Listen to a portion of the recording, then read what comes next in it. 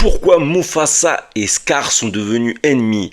C'est ce dont va nous parler Mufasa, le roi lion. Alors ce film, concrètement, est-ce qu'il était vraiment utile? Au début, je pensais que non. Et c'est vrai que finalement, voilà, moi j'aime bien le roi lion, je l'ai revu il n'y a pas longtemps du tout.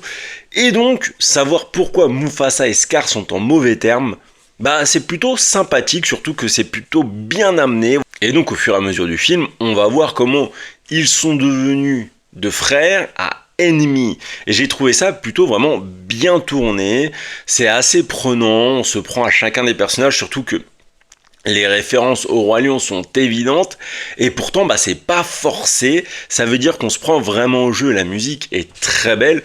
Bon, les chansons en soi, j'ai pas accroché à toutes, mais vraiment la musique de fond, elle est fantastique. Par contre, moi j'ai toujours du mal à voir des animaux réalistes parler et j'avoue que ça m'a sorti du film un peu, c'est pour ça que j'ai pas totalement non plus adoré. Honnêtement, quand c'est en film d'animation, je trouve ça beaucoup plus fluide.